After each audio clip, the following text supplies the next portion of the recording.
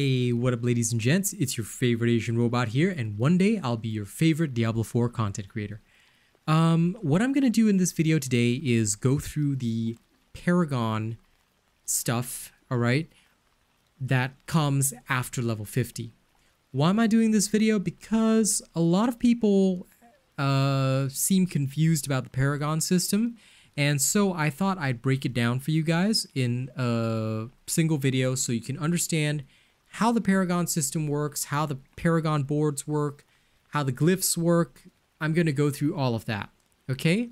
So first and foremost, the Paragon system, the basic Paragon system. We're going to use my Necro's Paragon board as an example, all right? Okay, so when you hit level 50 and you reach your first Paragon level, okay, you will have access to this board that you will see here. You will start at this starting node, okay? Think of it like a little strategic board game where every time you get a Paragon point, and you can get 4 points per level starting at level 50, okay? And of course you get Paragon points from your renown, all this other kind of stuff, but every time you get a Paragon point, you can access one node, all right, on the board. In order to access the next node, for example, let's take off these two nodes. If I wanted to progress onto the board, okay, and of course you can refund them just like skill points, but if I want to progress forward, say toward this legendary node, I'd have to capture this node, and then this node. All right, so each time you capture a node, it gives you a bonus, which is stated if you hover over the node itself, okay? And this bonus applies to your character pretty much permanently, all right? Most of them do not have activation circumstances, okay? It's very rare that they do. So this is a really helpful way of giving your character a hyper power-up, all right? This is basically how you get your character build to be really, really strong for the endgame Nightmare dungeons, and of course to get all sorts of interesting bonuses. But it does take a bit of planning because you only get 4 Paragon points per level, okay?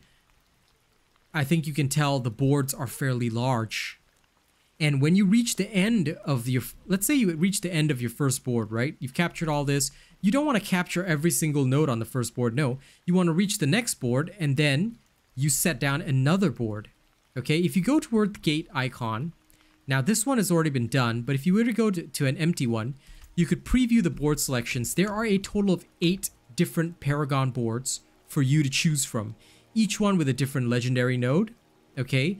And rare nodes with a variety of bonuses. So you really need to choose the bonuses that help you the most. For example, my first board is called Wither. Okay, each board is named after the legendary node.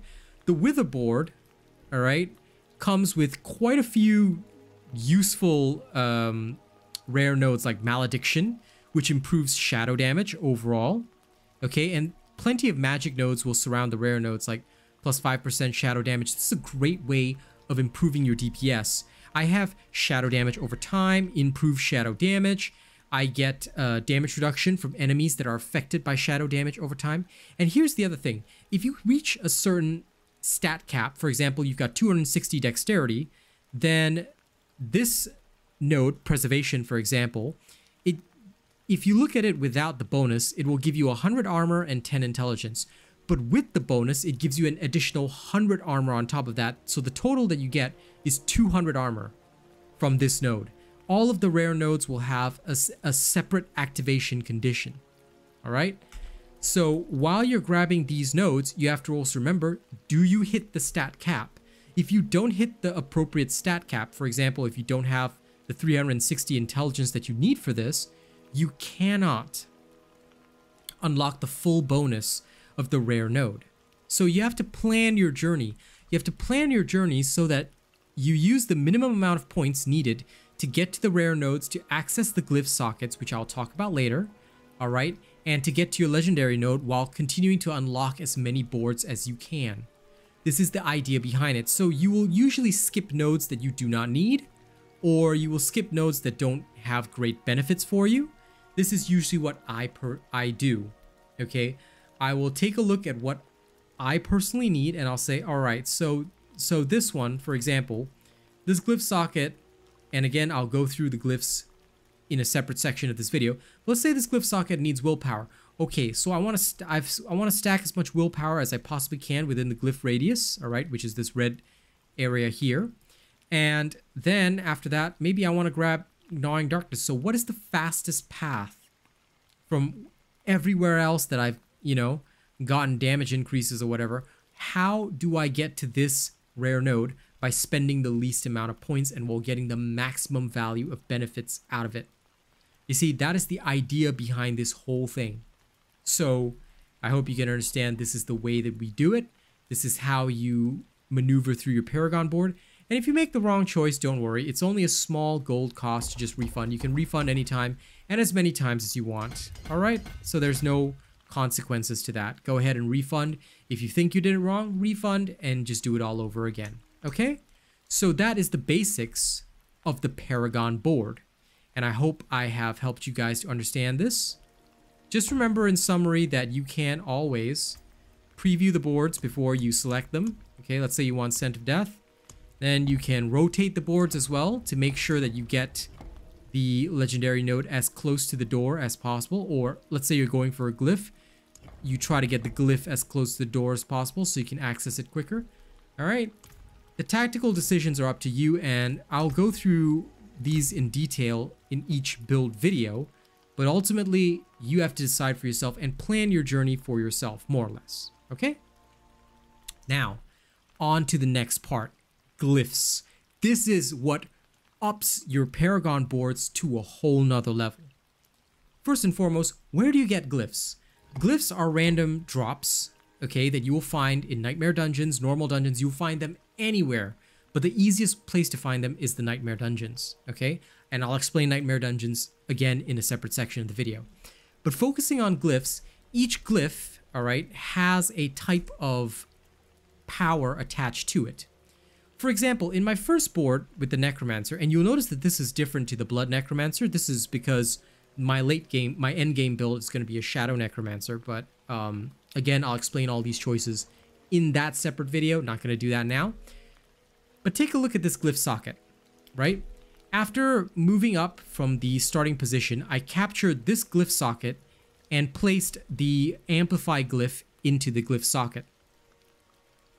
The Amplify glyph grants a 36% bonus to all magic nodes, so blue magic nodes here, within range. And on top of that, okay, if you meet the requirements, say I've captured enough intelligence to bring it up to 40 intelligence, then what I'm going to get out of this, plain and simple, is that enemies affected by my curse skills will now take 10% multiplicative increased damage from me and my minions. That's a huge benefit. And guess what? You can level up the glyphs. All right? You can level up the glyphs, giving you a whole nother level. All right? It gives you a whole extra advantage when you level up the glyphs. Why? Because it improves the bonus. So the initial bonus for this was 30% bonus to all magic nodes. But guess what? If I keep improving this, it's going to go way beyond that. I can keep leveling it up to increase the radius of the glyph and the bonus I gain from this. This is why glyphs get so crazy, because the second glyph that I've taken is Darkness, where it gives me 2.8% increased shadow damage for every 5 willpower purchased within range. So again, this is another step of planning in your Paragon board, because, okay, you're going to have to think about, if I put Darkness here, how many willpower nodes can I capture? Okay, there's plenty of willpower nodes that I can capture nearby, and as I increase the radius of the Darkness glyph, all right, more and more of these bonuses will be captured, so I gain more. Because every 5 willpower I capture within range, you'll see that it now attaches, look, 3.9% shadow damage. All right, it'll just keep rolling these benefits onto you, and that is just so awesome. All right, you gain so much from these glyphs, and of course, by meeting the extra requirements, I gain a bonus in that whenever me or my minions deal shadow damage to an enemy, that enemy deals 2% reduced damage up to 10% for 5 seconds. Which is humongous because this is how you can drastically reduce enemy damage, and it's why the Shadow Necromancer is super tanky. Alright, ever since my Barb addiction, I basically had this thing where I try to fight creatures 5 levels above me. So far the Barbarian can fight 7, 8 levels above him. He doesn't even care, but I wanted to do the same on the Necromancer. Necromancer's sort of maxed out around 5, 6 levels, but yeah, tanky is very possible. Of course, I'm still advancing it, and there will be other ways that I can continue to buff my resistances and things like that, so I'm not too worried. But anyway, I was going off topic there. Knowing what glyphs to put in and knowing what glyphs you can find, eventually you'll find them all, so don't worry, okay? And you can freely change them at any point in time. Okay, just to show you an example, there's no consequence to me doing this. I could chuck an abyssal glyph in here if I wanted to. I'm not going to, but, you know, I'm putting the darkness back, but you can just change these free. There's no cost to it. You can just insert whatever you want. You get tired of leveling one, or you think another one might benefit you more, you can put in a different one, and it's not going to be a problem for you, okay? All right, so now you understand the glyphs. What you need to understand is nightmare dungeons. How do you do nightmare dungeons? How do you level up your glyphs? How do you do all this? Okay, I'm going to teach you how to access nightmare dungeons. Okay, what you're going to need is a consumable. In order to access a nightmare dungeon, what you're going to need is the consumable called a nightmare sigil. All right, this nightmare sigil will, to give you an example, this one is a tier 13 nightmare sigil. First thing you'll notice about it is that each nightmare sigil has a tier attached, okay? This one is tier 13. The tiers go up to 20 in World Tier 3, and in World Tier 4, it goes from 21 to tier 100. So things can get very insane very quickly, okay? Now, each nightmare sigil will come with dungeon affixes. Basically, it will modify the dungeon that is stated. So for example, this one will modify the Conclave dungeon in Kyrgyzstan.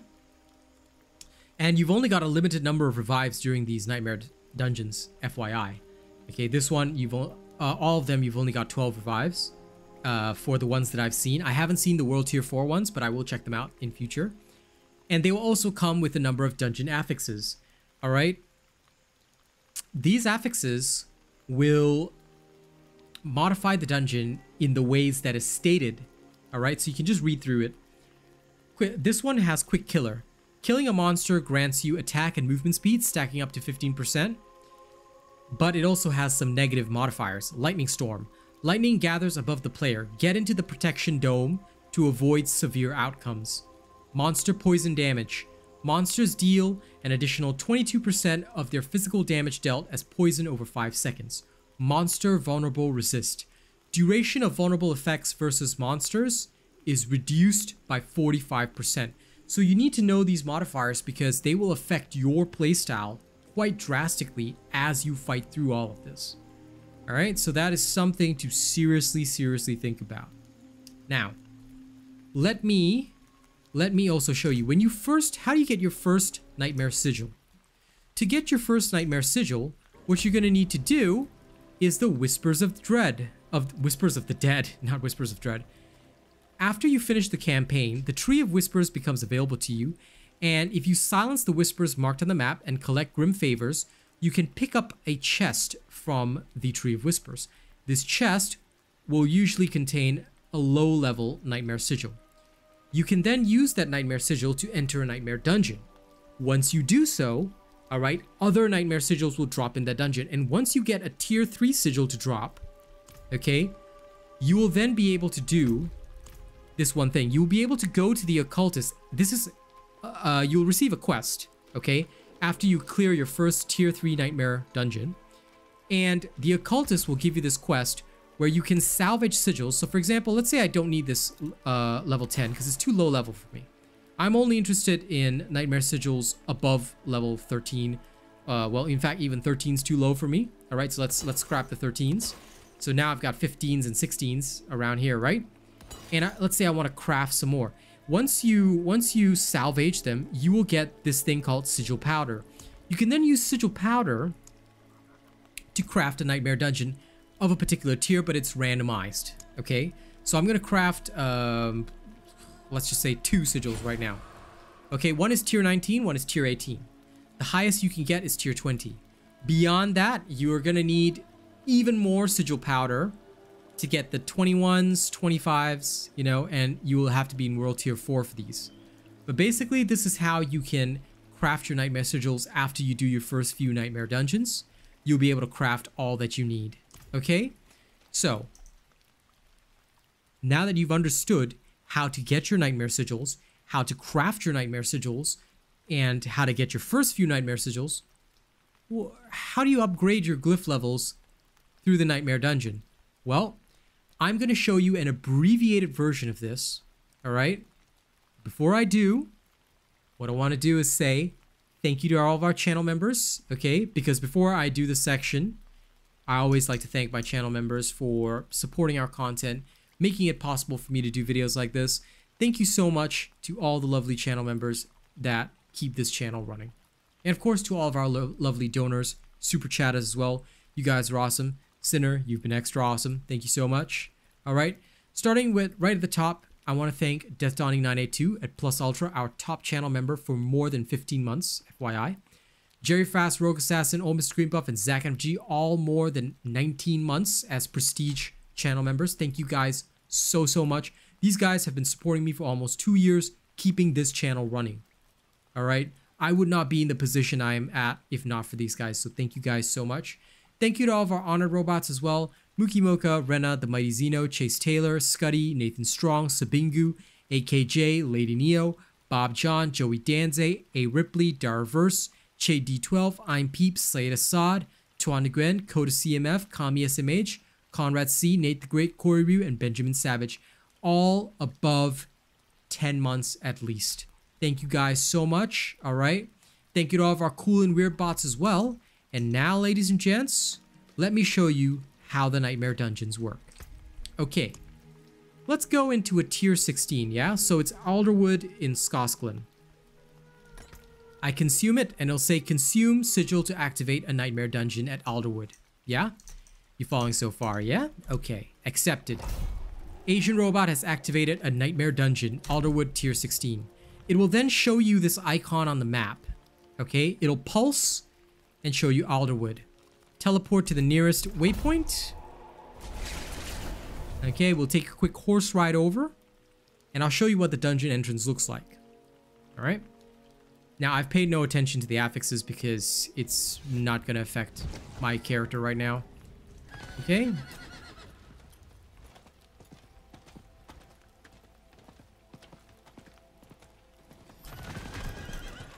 Okay, we're going to run on over. Like so. Ta-da! Okay. The Nightmare Dungeon will look like this, okay? It'll have this red smoke going through. Now, as soon as you enter, you'll also be able to see your affixes at any time. So you'll know what you're going to be going through in the Nightmare Dungeon. I'm not going to show you the gameplay footage for the Nightmare Dungeon. We're going to use the power of video editing to skip to the end to show you how to level up glyphs. Alright? But basically, it'll tell you, Nightmare Dungeon tier 16 revives remaining 12. If you press tab to bring up the map, it'll tell you, you deal 10% more fire damage in this dungeon. Elites always have the suppressor affix. Monsters deal an additional 15% of their physical damage as shadow. Monster vulnerable resist. The duration of vulnerable effects is reduced by 45. Okay? So that's it. We will now use video editing to get to the end of this dungeon without you having to watch my gameplay. But don't you worry. If you want to see this in action, I got a video coming up for you. No problemo, right? Enjoy. Okay, you know what? I thought I'd show you guys just a bit of the boss fight. Right now I'm fighting the Den Mother in the same tier 16 dungeon. Alright, Alderwood. And what's going to happen here is that I want to show you, after the boss fight, how you level up your glyph. Well, assuming that the dungeon has a boss fight. Not every dungeon has a boss fight, but if it does or doesn't, it doesn't really matter. Easy fight, as always. Okay, you'll get a pair of rewards, one of which is legendary or unique, and usually another, like, sacred. Okay, then this bubble will appear. From this bubble, you'll see an awakened glyph stone, okay? So what you do is you touch the awakened glyph stone, and it'll show you all of your different glyphs. And you can choose which one you want to level up. So for example, let's say I want to level up darkness. It'll show you the benefit of leveling this up. Same with amplify, so you can choose either or. Okay, it's up to you. I'm actually going for darkness first because I feel it's such a nice boost. Of course, amplify is going to have to go up eventually as well. And you can allocate XP, even if it doesn't result in a level up. There's a certain amount of XP in there. You allocate as you go, and you keep leveling up your glyphs. That's basically it. You just keep going through your dungeons, upgrading your glyphs, and you make your Paragon board grow. Alright? So I hope that this guide to the whole Paragon system after level 50 has been helpful to you guys. Don't forget to like, share, and subscribe. Thank you guys so much. Alright, thank you to all of our channel members. You guys have already seen that section. And I'll see you guys on the next one, okay? Y'all have a good one. I'm gonna see you soon. Bye-bye.